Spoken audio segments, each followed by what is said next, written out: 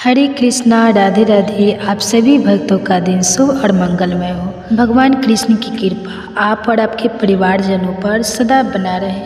तो इस पावन पौष मास कथा श्रृंखला में आप सबका बहुत बहुत स्वागत है। परम पवित्र यह पौष मास भगवान श्री विष्णु की भक्ति को समर्पित है।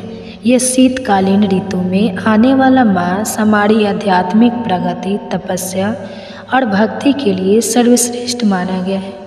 इस मास में की गई भगवान श्री हरि की पूजा, आराधना, तपस्या, नाम जप और अधिक से अधिक कथा श्रवण मनुष्य को परम उच्च गति प्रदान करते हैं। और इसलिए इस समय हम पौष मास की विशेष कथाओं का श्रवण कर रहे हैं। पौष मास कथा श्रृंखला की पिछली कड़ी में हमने सुना कि विशिष्ट ऋषि के मार्गदर्शन में सोम शर्मा ब्राह्मण ने अपनी पत्नी सुमना के साथ भगवान श्री विष्णु की घोर और कठिन तपस्या की और उससे प्रसन्न होकर भगवान श्री हरि ने उनके सामने प्रकट हुए और उन्हें वर मांगने के लिए कहा। और तब सोम शर्मा ब्राह्मण ने कहा, हे प्रभु, पहले तो आप मुझे अच्छी तरह से निश्चित किया हुआ एक वर यह दीजिए कि मैं प्रत्येक जन्म में आपकी भक्ति करता रहूं। दूसरा वर यह दीजिए कि मुझे मोक्ष प्रदान करने वाले अपने अविचल परम धाम का दर्शन करवाइए। तीसरे वर के रूप में मुझे एक ऐसा पुत्र दीजिए जो अपने वंश का उद्धार करने वाला हो, दिव्य लक्षणों से संपन्न हो, विष्णु भक्ति परायण हो, मेरे कुल को धारण करने वाला, स्वर्ग दान करने वाला, जितेंद्रिय हो, तप और तेज से युक्त हो, देवता, ब्राह्मण और इस जगत का पालन करने वाला, श्री भगवान आपका पुजारी और शुभ संकल्प वाला हो। और इसके अलावा हे केशव, आप मेरी दरिद्रता को भी हर लीजिए। सोम शर्मा ब्राह्मण के इस वरदान के विषय में सुनकर भगवान श्री हरि ने कहा, हे द्विश्रेष्ठ, ऐसा ही होगा, इसमें कोई संशय नहीं है। मेरे आशीर्वाद से तुम्हें सुयोग्य पुत्र की प्राप्ति होगी जो तुम्हारे वंश का उद्धार करने वाला होगा। तुम इस मनुष्य लोक में भी परम उत्तम दिव्य और मनुष्य उचित भोगों का उपभोग करोगे और उसके बाद तुम परम गति को प्राप्त करोगे। इस प्रकार भगवान श्री हरि वरदान देकर अंतर्ध्यान हो गए। और उसके बाद द्विश्रेष्ठ सोम शर्मा ब्राह्मण अपनी पत्नी सुमना के साथ नर्मदा नदी के पुण्यदायक क्षेत्र पर उत्तम तीर्थ अमरकंटक में रहकर दान पुण्य करने लगा। और इस प्रकार बहुत समय व्यतीत हो जाने पर एक दिन सोम शर्मा कपिला और नर्मदा के संगम में स्नान करने घर आकर ब्राह्मण उचित कर्म में लग गए। और उस दिन व्रत से शोभा पाने वाली परम सौभाग्यवती सुमना ने पति के सहवास से गर्भ धारण किया। समय आने पर उन्होंने देवताओं के समान कांतिमान उत्तम पुत्र को जन्म दिया, जिसके शरीर से तेजोमय किरणें छिटक रही थी। उसके जन्म के समय आकाश में बार बार देवताओं के नगाड़े बजने लगे। उसके बाद स्वयं ब्रह्मा जी देवताओं के साथ उस स्थान पर आए और स्वस्थ चित्त से उस बालक का नाम उन्होंने सुव्रत रखा। इस प्रकार नामकरण करने के बाद सभी देवता स्वर्ग लोक चले गए। उनके जाने के बाद द्विश्रेष्ठ सोम शर्मा ने बालक के जात कर आदि संस्कार और वह सुव्रत को जो भगवान की कृपा से प्राप्त हुआ पुत्र था, उसके जन्म लेने पर ब्राह्मण के घर में धन धान्य से परिपूर्ण महालक्ष्मी भी निवास करने लगी। हाथी, घोड़े, भैंस, गाय, सोने और रत्न इत्यादि किसी भी वस्तु की कोई कमी ना रही। सोम शर्मा का घर रत्न राशि से कुबेर भवन की भांति शोभा पाने लगा। उस ब्राह्मण ने दान, पुण्य आदि धर्मों का अनुष्ठान किया। तीर्थों में जाकर वे नाना प्रकार के पुण्य में लगे रहे और जो भी दान और पुण्य संभव था वह सब कुछ किया। मेधावी सोम शर्मा का सारा जीवन ही ज्ञान और पुण्य के उपार्जन में लगा रहा। जब उनका पुत्र बड़ा हो गया तो उन्होंने हर्ष के साथ उनका विवाह किया और फिर उसके पुत्र के भी पुत्र उत्पन्न हुए जो बड़े ही पुण्यात्मा और उत्तम लक्षणों से संपन्न थे। वे सब भी सदा सत्यवादी, धर्मात्मा, तपस्वी, दान और धर्म में संलग्न थे। और उन पौत्र के भी पुण्य संसक सोम शर्मा ने संपन्न किए। शीलसुत गोस्वामी ने कथा को आगे बढ़ाते हुए कहा, एक समय महर्षि व्यास ने अत्यंत विस्मित होकर भगवान ब्रह्मा जी के सुव्रत का सारा उपाख्यान पूछा था। और तब ब्रह्मा जी ने कहा था, सुव्रत बड़ा मेधावी बालक था। वह बाल्यकाल से ही भगवान विष्णु का चिंतन करता। उसने गर्भ में ही पुरुषोत्तम भगवान श्री नारायण का दर्शन किया था। पूर्व कर्मों के प्रभाव से वह सदा भाग भन के ध्यान में लगा रहता था। वह गायन, विद्याभ्यास और अध्यापन करते समय भी शंख चक्रधारी उत्तम पुण्यदायी भगवान पद्मनाभ का ध्यान और चिंतन करता और इसी प्रकार वह अन्य बच्चों के साथ भी खेलता। वह मेधावी था, पुण्यात्मा और पुण्य में प्रेम रखने वाला था। उसने अपने साथी बालकों का नाम अपनी ओर से परमात्मा श्री हरि के नाम पर रख दिए थे। वह महामुनि था और भगवान के ही नाम से अपने मित्रों को भी पुकारा करता था। ओ केशव, यहाँ आओ, चक्रधारी माधव बचाओ, पुरुषोत्तम तुम ही मेरे साथ खेलो, मधुसूदन हम दोनों को वन में चलना चाहिए। इस प्रकार श्री हरि के नाम ले लेकर वह ब्राह्मण बालकों के साथ खेला करता था, उन्हें बुलाया करता था। खेलने, पढ़ने, हंसने, सोने, गीत गाने, देखने, चलने बैठने, ध्यान करने, सलाह करने, ज्ञान अर्जन करने और शुभ कर्मों का अनुष्ठान करने के समय में वह श्री भगवान को ही देखता। सदैव जनागरनाथ, जनार्दन आदि नामों का उच्चारण किया करता। रण, काष्ठ, पत्थर, सूखे और गीले सभी पदार्थों में वह धर्मात्मा बालक श्री केशव को ही देखता। सुमना का पुत्र ब्राह्मण सुव्रत बड़ा बुद्धिमान था। वह आकाश में, पृथ्वी पर, पर्वतों में, वनों में, जल, थल और पाषाण में संपूर्ण जीवों के भी भगवान नरसिंह देव का दर्शन किया करता था। इस प्रकार बालकों के साथ खेल में सम्मिलित होकर वह प्रतिदिन खेलता और मधुर अक्षर और उत्तम राग से युक्त गीतों द्वारा श्री कृष्ण का गुणगान किया करता। सुव्रत कहता, संपूर्ण देवता सदा भगवान श्री मुरारी का ध्यान करते हैं, जिनके श्रीअंगों के अंदर संपूर्ण जगत स्थित है। जो योग के गोस्वामी, पापों का नाश करने वाले, शरणागत के रक्षक हैं, उन भगवान मधुसूदन का मैं भजन करता हूँ, जो संपूर्ण जगत के भीतर सदा जागते और व्याप्त रहते हैं, जिनमें समस्त गुणवान का निवास है, जो सब दोषों में रहित है। उन परमेश्वर का चिंतन करके मैं सदा उन्हें युगल चरणों में मस्तक झुकाता हूँ। जो गुणों के अधिष्ठान है, जिनके पराक्रम का अंत नहीं है, वेदांत ज्ञान से विशुद्ध बुद्धि वाले पुरुष जिनका सदा सत्वन किया करते हैं, वे तपस्या में लीन हुए। महामना सोम शर्मा 12 अक्षर मंत्र का जप कर रहे थे और साथ ही भगवान का ध्यान करते थे। वे सदैव निश्चिंत होकर बैठने, सोने, चलने और स्वप्न के समय में भी केवल भगवान श्री विष्णु की ओर ही दृष्टि रखते थे।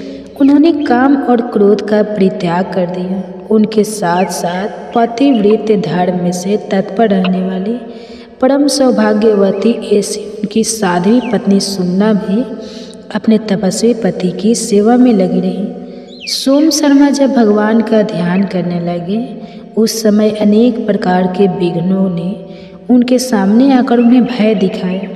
भयंकर विष वाले काले सांप उनके पास पहुंच जाते। सिंह, बाघ और हाथी उनकी दृष्टि में आकर भय उत्पन्न करते। इस प्रकार बड़े बड़े विघ्नों से घिरे रहने पर भी वे महाबुद्धिमान और धर्मतः सोम शर्मा ब्राह्मण भगवान विष्णु के ध्यान से कभी विचलित नहीं हुए। अब एक दिन क्या हुआ कि एक महाभयानक सी भयंकर गर्जना करता हुआ वहाँ पर आ गया। उसे देखकर सोम शर्मा ब्राह्मण भय से काँप उठे और भगवान श्री नरसिंह देव को याद करने लगे। इंद्र नीलमणि के समान श्याम विग्रह पर भगवान पीताम्बर शोभा पा रहे हैं। इंद्र नीलमणि के समान श्याम विग्रह पर पीताम्बर शोभा पा रहा था। श्री भगवान का बल और तेज महान है। वे अपने चारों हाथों में क्रमशः शंख, चक्र, गदा और पग धारण किए रहते हैं। उसके साथ ही कौस्तुभ मणि भी भगवान के श्री विग्रह को सुंदर तेज प्रकाश प्रदान करती है।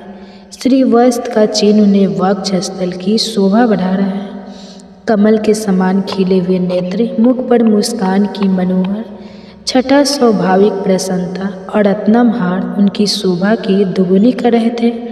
और इस प्रकार परम शोभायान भगवान श्री हरि की सुंदर झांकी का सोम शर्मा ने ध्यान किया और फिर वे मन ही मन भगवान की स्तुति करते हुए इस प्रकार कहने लगे, हे शरणागत वत्सल श्री कृष्ण, आप ही मुझे शरण देने वाले हैं। हे देवेश्वर, आपको नमस्कार है। जिन परमात्मा के उदर में तीनों लोक और 7 भुवन स्थित हैं, मैं उन्हीं की शरण में आया हूँ। भाई मेरा क्या करेगा, जो समस्त देव देवताओं, महाकाय, दानवों, कलेश उठाने वाले भक्तों के आश्रय हैं, उन भगवान की मैं शरण ग्रहण करता हूँ, जो भय का नाश करने के लिए अभय रूप बने हुए हैं और पापों के नाश के लिए ज्ञानवान हैं, जो ब्रह्मा रूप से एक अद्वितीय है, उन भगवान की मैं शरण में हूँ, जो रोगों का नाश करने के लिए औषध रूप है, जिनमें रोग और शोक का नाम भी नहीं है, जो लौकिक आनंद से शून्य हैं, उन भगवान की मैं शरण में हूँ, जो समस्त साधुओं का पालन करने वाले हैं, जिनकी नाभि से कमल की उत्पत्ति हुई है और जो विश्वात्मा इस विश्व की सदैव ही रक्षा करते हैं, उन भगवान की मैं शरण में हूँ, जो सिंह के रूप में मेरे सामने उपस्थित होकर भय दिखा रहा है। उन भय भारी हारी भगवान नरसिंह की मैं शरण में आया हूँ। ग्रह से युद्ध करते समय आपत्ति में पड़ा हुआ विशालकाय गजराज जिनकी शरण में आया था और गजेंद्र मोक्ष की लीला में स्वयं उपस्थित हुए थे, उन शरणागत वत्सल प्रभु की मैं शरण ग्रहण करता हूँ। यह प्रचंड आंधी मेरे शरीर को अत्यंत पीड़ा दे रही है। मैं इसे भी भगवान का ही स्वरूप मानकर उसकी शरण में हूँ। अतः यह भगवान वायु मुझे सदैव आश्रम प्रदान करे। अत्यंत शीत, अधिक वर्षा और दूत या ताप देने वाली धूप, इन सब के रूप में जिन भगवान का मुझे साक्षात्कार हो रहा है, मैं उनकी शरण में आया हूँ। यह जो काल रूपधारी जीव यहाँ पर आकर मुझे भय देते हुए विचलित करने का प्रयास कर रहे हैं, वे सबके सब भगवान श्री विष्णु के स्वरूप हैं। मैं सर्वदा इनकी शरण में हूँ। इस प्रकार प्रतिदिन भगवान श्री केशव का ध्यान और स्तुति करते हुए सोम शर्मा ब्राह्मण ने भक्ति के बल से भगवान को अपने हृदय में धारण कर लिया। उनका उद्यम और पुरुषार्थ देखकर एक दिन भगवान ऋषिकेश प्रकट हुए और मधुर वचनों में कहने लगे, हे महाविद्वान सोम शर्मा, अब तुम पत्नी के साथ मेरी बात सुनो। मैं वासुदेव हूँ, तुम मुझसे कोई उत्तम वर मांगो, क्या इच्छा है तुम्हारी? श्री भगवान का यह कथन सुनकर द्विश्रेय सोम शर्मा ब्राह्मण ने अपने नेत्र खोले और उन्होंने सामने देखा तो विश्व के स्वामी स्वयं भगवान श्री हरि सुंदर दिव्य रूप धारण करके उनके सामने खड़े थे। उनके शरीर की कांति मेघ के समान थी। वे महान अभयोदयशाली और हर प्रकार के आभूषणों से विभूषित थे। संपूर्ण आयुध उनकी शोभा बढ़ा रहे थे। उनका श्री विग्रह दिव्य लक्षणों से संपन्न था। उनके नेत्र खिले हुए कमल के समान थे। पीताम्बर वस्त्र उनके श्रीअंगों की शोभा बढ़ा रहा था। देवेश्वर भगवान श्री विष्णु शंख, चक्र और गदा धारण किए हुए गरुड़ पर विराजमान थे।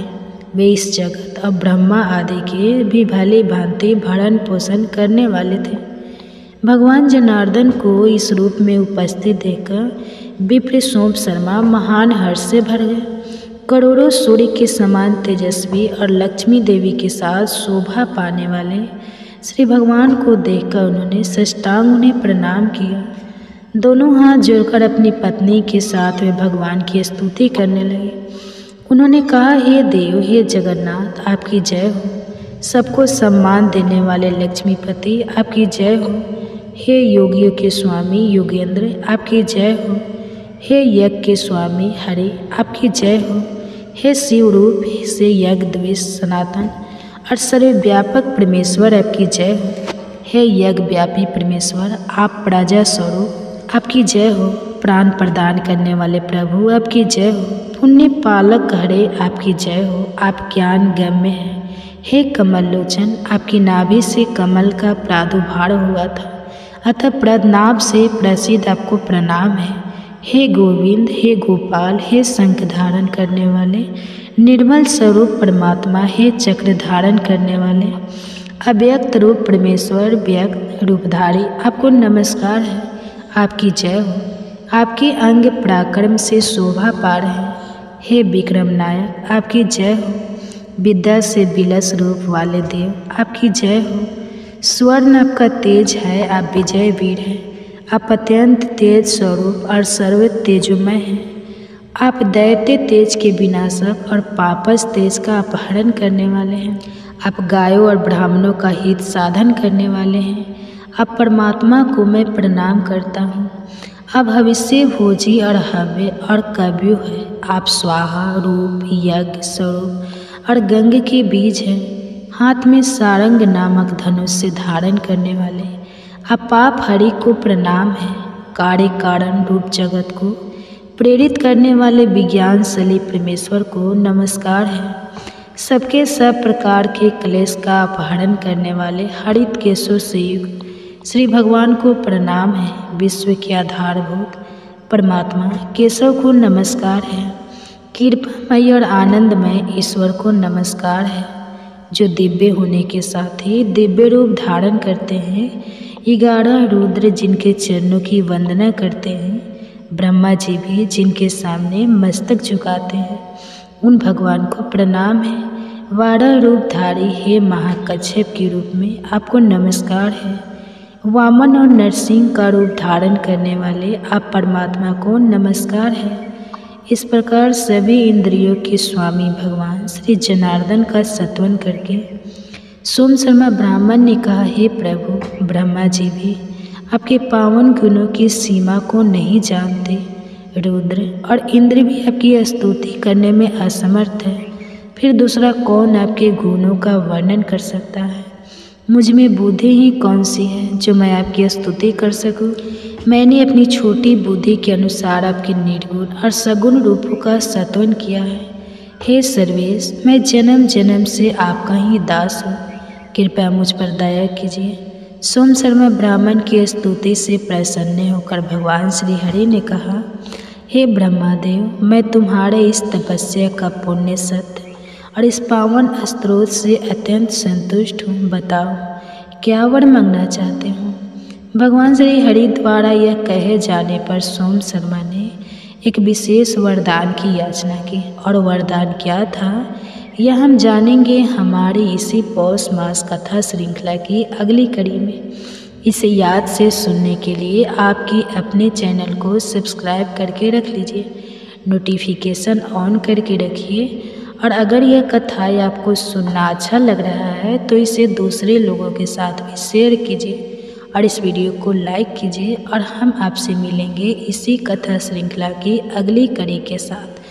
तब उसके बाद आप सुनिए श्री महापुराण भागवत कथा। सभी से आज मेरा विनम्र अनुरोध यही है कि हो सके तो आज के इस सब अध्याय को आप इतना शेयर कीजिए, जिन्होंने भी आज तक एक बार भी वीडियो को कमेंट्स नहीं किया है तो आप कमेंट्स करके या हो सके तो शेयर करके इस वीडियो को इतना दूर तक फैलाइए कि सभी व्यक्ति जिन लोगों मुझसे चैनल से जुड़े हैं और आप सभी का सहयोग मुझे हमेशा प्राप्त होता रहा है।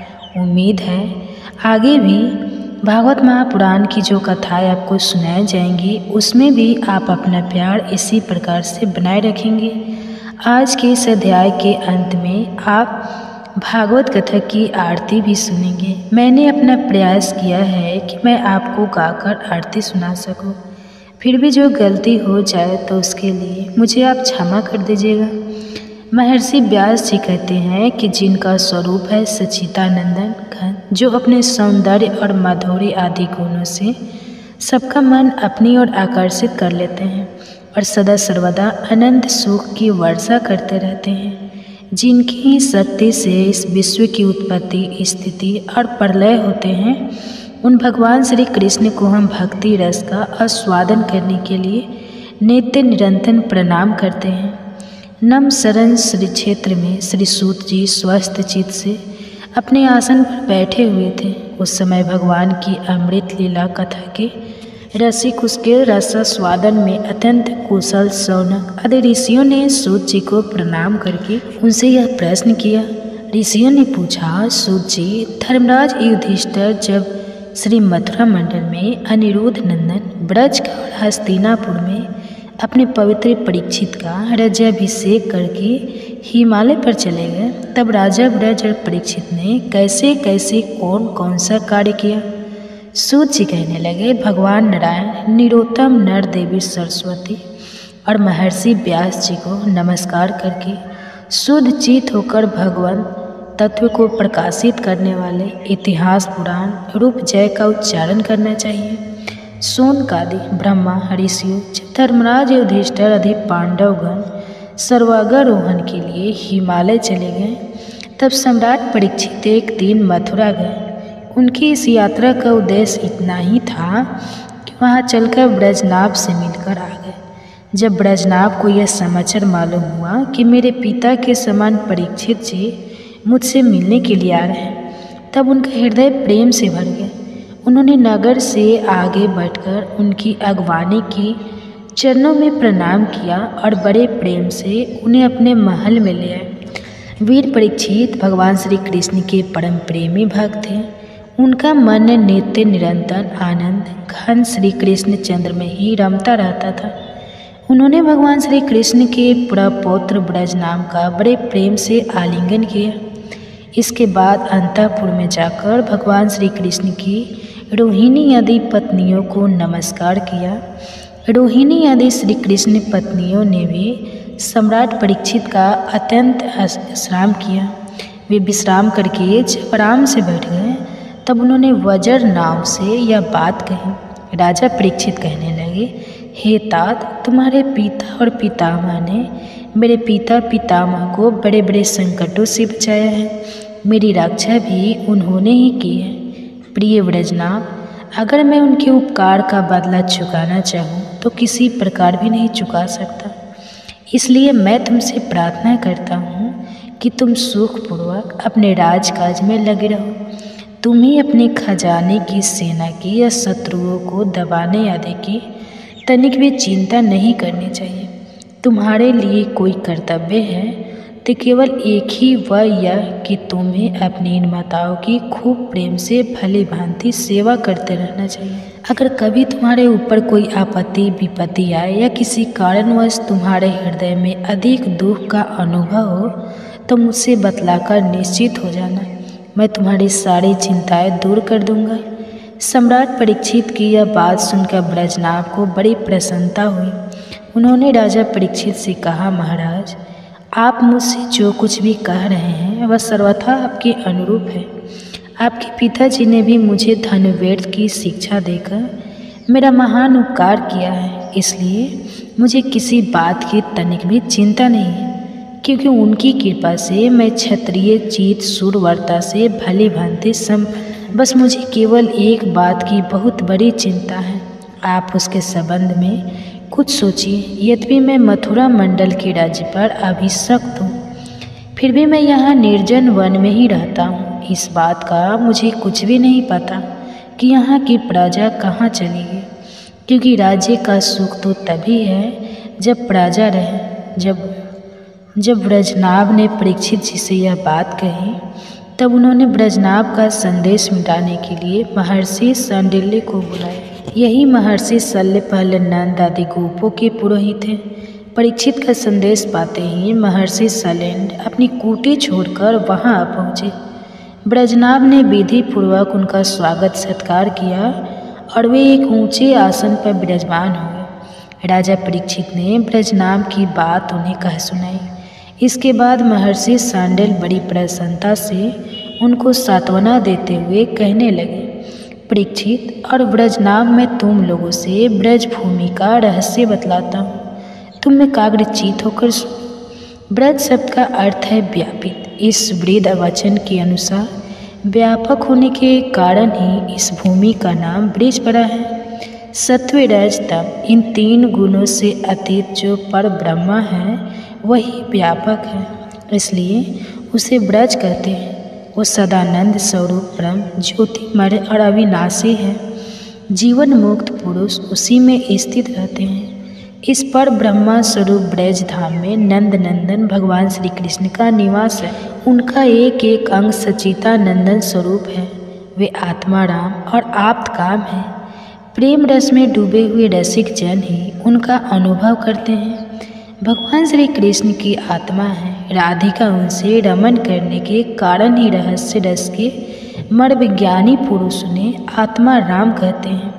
तुम दोनों भगवान की जिस लीला को देख रहे हो वह व्यवहारिक लीला है। यह पृथ्वी और स्वर्ग आदि लोक इसी लीला के अंतर्गत है।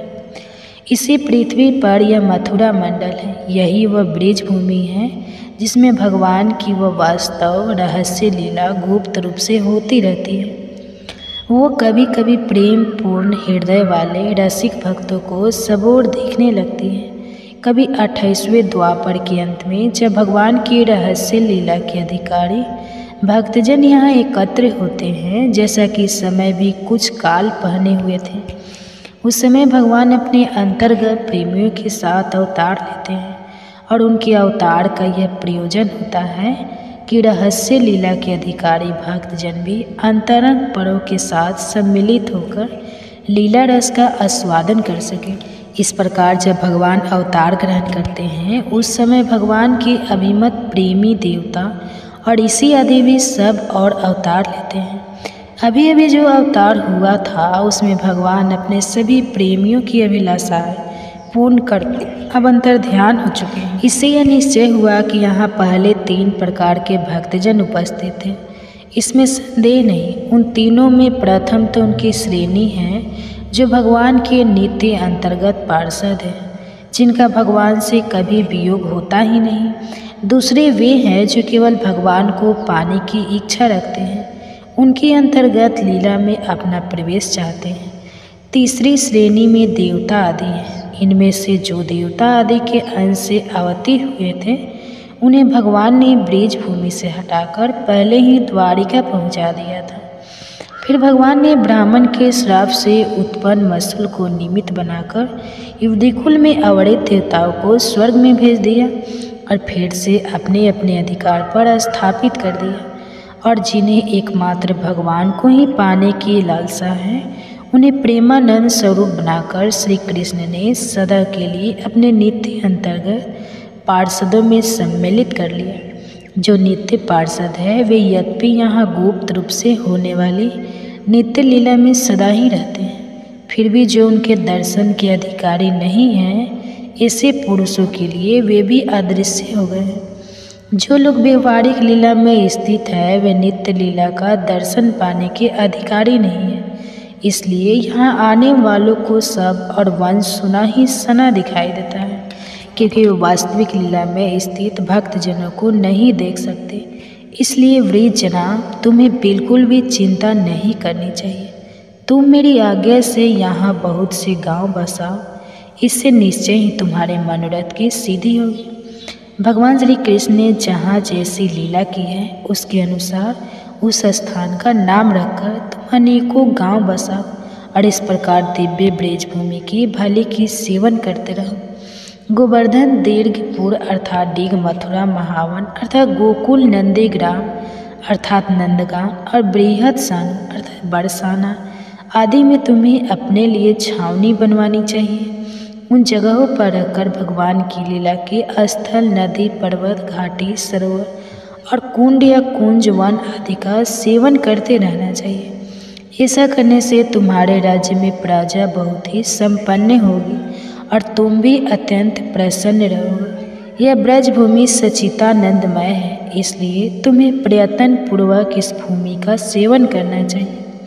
मैं आशीर्वाद देता हूँ, मेरी कृपा से भगवान की लीला के जितने भी स्थल हैं सबकी तुम्हें ठीक ठीक पहचान हो जाएगी। ब्रजनाथ, इस ब्रज भूमि का सेवन करते रहने से तुम्हें किसी दिन उद्धव जी मिल जाएंगे। फिर तो अपनी माताओं सहित तुम उन्हीं की इस भूमि का तथा भगवान की लीला का रहस्य भी जान लो। मान प्रकाशित होती है और बड़े बड़े विद्वान भी उसके खेलों में मोहित हो जाते हैं। आपके श्री चरण कमल ही शरणागत को सब प्रकार से अभयदान करते हैं। इसलिए मैंने उन्हीं की शरण ग्रहण की है। श्री सूत जी कहते हैं, मार्कंडेय गति की भावना में तन्मय हो रहे थे। उसी समय भगवान शंकर पार्वती जी के साथ नंदी पर सवार होकर आकाश मार्ग से विचलन करते हुए उधर आ निकले और मार्कंडेय को उसी अवस्था में देखा। उनके साथ बहुत से गण भी थे। जब भगवती पार्वती ने मार्कंडेय मुनि को ध्यान की अवस्था में देखा, तब उनका हृदय वात्सल्य स्नेह में उमड़ आया। उन्होंने शंकर जी से कहा, भगवान थोड़ा इस ब्राह्मण की ओर तो देखिए। जैसे तूफान शांत हो जाने पर समुद्र की लहरें और मछलियाँ शांत हो जाती है और समुद्र धीर गंभीर हो जाता है, वैसे ही इस ब्राह्मण का शरीर इंद्रिय और अंतःकरण शांत हो रहा है। समस्त सिद्धियों के दाता आप ही हैं, इसलिए कृपा करके आप इस ब्राह्मण की तपस्या का प्रत्यक्ष फल दीजिए। भगवान शंकर ने कहा, देवी यह ब्रह्मा ऋषि लोक अथवा परलोक की कोई भी वस्तु नहीं चाहते, और तो क्या इनके मन में कभी मोक्ष की भी इच्छा नहीं होती। इसका कारण यह है कि घट वासी अविनाशी भगवान के चरण कमलों में इन्हें परम भक्ति प्राप्त हो चुकी है। प्रिय यद्यपि इन्हें हमारी कोई आवश्यकता नहीं है, फिर भी मैं इनके साथ बातचीत करूँगा, क्योंकि यह महात्मा पुरुष है। जीव मात्र के लिए सबसे बड़े लाभ की बात यही है कि संत पुरुषों का समागत प्राप्त हो। सूत जी कहते हैं, शौनक जी भगवान शंकर समस्त विद्याओं के प्रवर्तक और सारे प्राणियों के हृदय में विराजमान अंतर्यामी प्रभु हैं। जगत के जितने भी संत हैं उनके एकमात्र आश्रय और आदर्श भी वही है। भगवती पार्वती से इस प्रकार कहकर भगवान शंकर मार्कंडेय मुनि के पास गए। उस समय मार्कंडेय मुनि समस्त मनोवृत्ति या भागवत भाव में लीन थी। उन्हें अपने शरीर और जगत का बिल्कुल भी नहीं पता था, इसलिए उस समय वह यह भी नहीं जान सके कि मेरे सामने विश्व की आत्मा स्वयं भगवान गौरी शंकर पधारे। शौनक जी सर्वशक्तिमान भगवान कैलाशपति से यह बात छिपी नहीं रही कि मार्कंडेय ने इस समय किस अवस्था में है, इसलिए जैसे वायु अवकाश के स्थान में अनायास प्रवेश कर जाती है, वैसे ही वे अपने योग माया से मार्कंडेय आकाश में प्रवेश कर गए। मार्कंडेय मुनि ने देखा कि उनके हृदय में तो भगवान शंकर के दर्शन हो रहे हैं। शंकर जी के सिर पर बिजली के समान चमकीली पीली पीली जटाएं शोभायान हो रही है। 3 नेत्र है और 10 भुजाएं। लंबा तगड़ा शरीर उदय कालीन सूर्य के समान तेजस्वी है। शरीर पर बाघ अंबर धारण किए हुए हैं और हाथों में शूल, खटवांग, ढाल, रुद्राक्ष माला, डमरू, खप्पर, तलवार और धनुष लिए हैं। मार्कंडेय में अचानक भगवान शंकर का यह रूप देखकर विस्मित हुए। यह क्या है, कहाँ से आया? इस प्रकार की वृत्तियों का उदय हो जाने से उन्होंने अपनी समाधि खोल दी। जब उन्होंने आंखें खोली तब देखा कि तीनों लोकों के एकमात्र गुरु भगवान शंकर श्री पार्वती जी तथा अपने गणों के साथ पधारे हुए हैं। उन्होंने उनके चरणों में माथा टेककर प्रणाम किया। इसके बाद मार्कंडेय मुनि ने स्वागत आसन, पाद, अर्धगंध, पुष्प, माला और दीप आदि उपचारों से भगवान शंकर, पार्वती जी और उनके गुणों की पूजा की। इसके बाद मार्कंडेय मुनि उनसे कहने लगे, सर्वव्यापक और सर्वशक्तिमान प्रभु, आप अपनी आत्मानुभूति और महिमा से ही पूर्ण काम है। आपकी शांति और सुख से ही सारे जगत में सुख शांति का विस्तार हो रहा है। ऐसी अवस्था में मैं आपकी क्या सेवा करूं? मैं आपके त्रिगुणा सदाशिव स्वरूप को और सत्व गुण से युक्त शांत स्वरूप को नमस्कार करता हूँ। मैं आपके रजोगुण युक्त सर्व प्रवर्तक स्वरूप और तमोगुण युक्त अघोर स्वरूप को नमस्कार करता हूँ। सूत जी कहते हैं, शौनक जी, जब मार्कंडेय मुनि ने संतों के परम आश्रय देवाधिदेव भगवान शंकर की इस प्रकार स्तुति की, तब वे उन पर अत्यंत संतुष्ट हुए और बड़े प्रसन्न मन से हंसते हुए कहने लगे, भगवान शंकर ने कहा, मार्कंडेय जी, ब्रह्मा, विष्णु तथा मैं, हम तीनों ही वरदानों के स्वामी हैं। हम लोगों का दर्शन कभी व्यर्थ नहीं जाता। हम लोगों से ही मरण सल मनुष्य भी अमृत तत्व की प्राप्ति कर लेता है। इसलिए तुम्हारी जो इच्छा है वही वर मुझसे मांग लो। ब्राह्मण स्वभाव से ही परोपकारी, शांत चित्त और अनासक्त होते हैं। वे किसी के साथ वैर भाव नहीं रखते और समदर्शी होने पर भी प्राणियों का कष्ट देखकर उसके निवारण के लिए पूरे हृदय से जुट जाते हैं।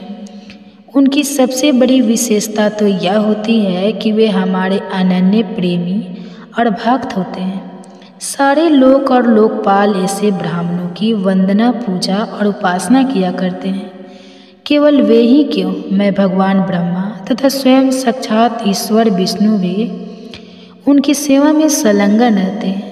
ऐसे शांत महापुरुष मुझ में, विष्णु भगवान में, ब्रह्मा में, अपने में और सब जीवों में जरा भी भेद नहीं देखते। सदा सर्वदा सर्वत्र और स्वर्थः एक रस आत्मा का ही दर्शन करते हैं। इसलिए हम तुम्हारे जैसे महात्माओं की स्तुति और सेवा करते हैं। मार्कंडेय जी, केवल जल में तीर्थ ही तीर्थ नहीं होते और केवल जल मूर्तियाँ ही देवता नहीं होती। सबसे बड़े तीर्थ और देवता तो आपके जैसे संत हैं, क्योंकि वे तीर्थ और देवता बहुत दिनों में पवित्र करते हैं, परंतु आप जैसे लोग दर्शन मात्र से ही पवित्र कर देते हैं। हम लोगों तो ब्राह्मणों को ही नमस्कार करते हैं, क्योंकि वे चित्त ही एकाग्रता, तपस्या, स्वाध्याय, धारणा, ध्यान और समाधि के द्वारा हमारे वेदम शरीर को धारण करते हैं।